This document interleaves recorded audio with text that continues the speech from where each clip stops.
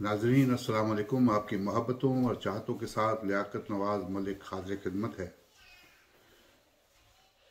पिछले दिनों हमारे एक दोस्त सैयद रज़ा अली ज़ैदी साहब ने मुझे एक व्हाट्सएप पे एक जर्नैल साहब, रिटायर्ड जर्नैल साहब की वीडियो भेजी, जिसमें उन्होंने भुट्टो साहब के मुतल्लिक़ कुछ बातें की थी।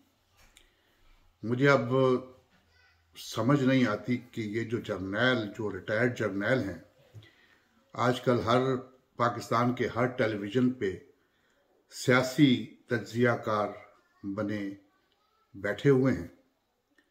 इनको तो दिफाई तज्ज़ियाकार होना चाहिए था।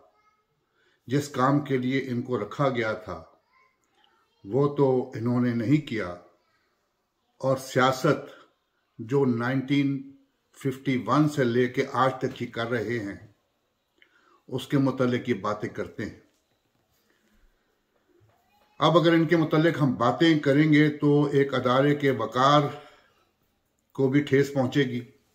लेकिन जब तक ये रिटायर्ड जर्नैल सियासत के मुतालिक बात करेंगे, सियासतदानों के मुतालिक बात करेंगे, तो हमें भी हक पहुंचता है कि हम भी इनके माजी के मुतालिक बात करें, इनके हाल के मुतालिक बात करें। हबीब जालिब ने ये कहा था कि सरहदों की न पासबानी की, हमसे ही दाद ली जवानी की। मैं सिर्फ इस टॉपिक पे रहूंगा कि जुल्फ़िकार अली भुट्टो के मुतालिक इन्होंने कहा कि वो एक हुकूमत करने के जोश में उन्होंने ईस्ट पाकिस्तान बनवा दिया। 1951 से लेकर आज तक आप लोगों ने जो पाकिस्तान के साथ खिलवाड़ किया, कौम उसको भूली नहीं है। आप मुझे ये बताएं कि चाइना से 800 मुरब्बा मील इलाका जो वागजार किया, क्या वो किसी जर्नैल ने किया था या जुल्फ़िकार अली भुट्टो ने किया था?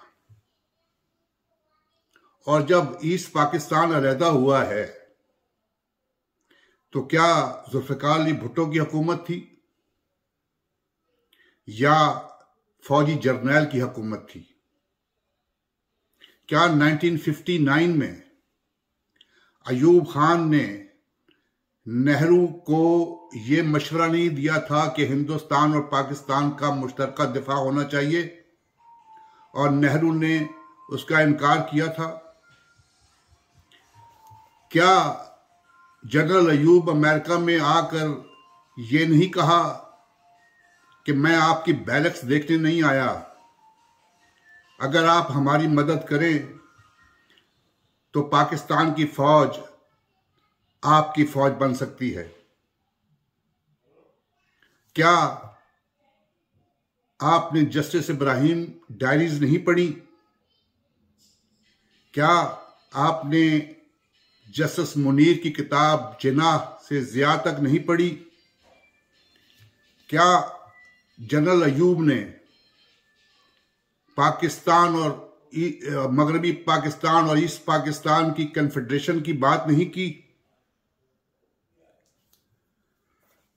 अगर जुल्फ़िकार अली भुट्टो सियासतदान थे और उन्होंने 80 या 85 सीटें ली थी मगरबी पाकिस्तान से, सिर्फ वो बात कर रहे थे शेख मुजीबुर रहमान से, वो 6 नुकात में वो नुक्तों पर बात कर रहे थे जिनमें ये कहा गया था कि हर सूबा अपनी करेंसी भी रख सकता है, अपनी फोर्स भी रख सकता है।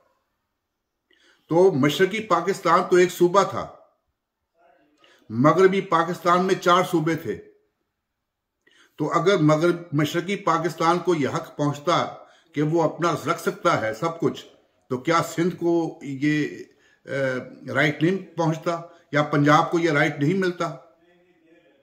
तो एक लूज कन्फेडरेशन बन जानी थी। और भुट्टो साहब, और इस मामले में आप गुलाम मुस्तफा खर साहब से पता कर सकते हैं। गुलाम मुस्तफा खर साहब से मेरी भी बात हुई है, और गुलाम मुस्तफा खर शेख मुजीबुर रहमान के साथ जो भी मीटिंग्स होती थी वो उसके चश्मदीद गवाह हैं। आप उनसे बात क्यों नहीं करते? और अगर भुट्टो साहब ने पाकिस्तान को मशरकी पाकिस्तान को अलहदा किया तो आप भुट्टो साहब पे गद्दारी का केस चलाते। भुट्टो साहब पे एक झूठा कत्ल का केस आपने बनाकर भुट्टो साहब को फांसी दे दी। अगर भुट्टो साहब पे कोई गद्दारी साबित होती तो आप भुट्टो साहब को उसमें सजा देते और आज भुट्टो साहब का कोई नाम लेवा ना होता। इल्जाम मत लगाइए। आपने पाकिस्तान के 2 टुकड़े किए। आपने पाकिस्तान को कन्फेडरेशन बनाने की बातें की और जब पाकिस्तान 2 टुकड़े हो गया तो आपने मजबूरन जुल्फिकार अली भुट्टो को हुकूमत दे दी। इंसानी तारीख की सबसे बड़ी हजीमत आपने उठवाई। हिंदुस्तान के सामने हथियार फेंके। आपको वापस कौन लाया? कोई जर्नैल? आपको वापस जुल्फिकार अली भुट्टो लाया। आप कहते हैं ईस्ट पाकिस्तान दूर था इसलिए हमारी सप्लाई लाइन कट चुकी थी। मगरबी पाकिस्तान में आपने 5000 मुरब्बा मील इलाका हिंदुस्तान के हवाले किया। वापस कौन लाया? जुल्फिकार अली भुट्टो। और जनरल साहब, बदरुओं की तरह बातें मत कीजिए। कौम को बताइए आपकी अब यह हैसियत है कि टीएलपी के साथ और टीटीपी के साथ आप मुआहदे कर रहे हैं, छोटे छोटे ग्रोहों से मुआहदे कर रहे हैं। आज जो पाकिस्तान जिन हालात से गुजर रहा है सब आपका कसूर है।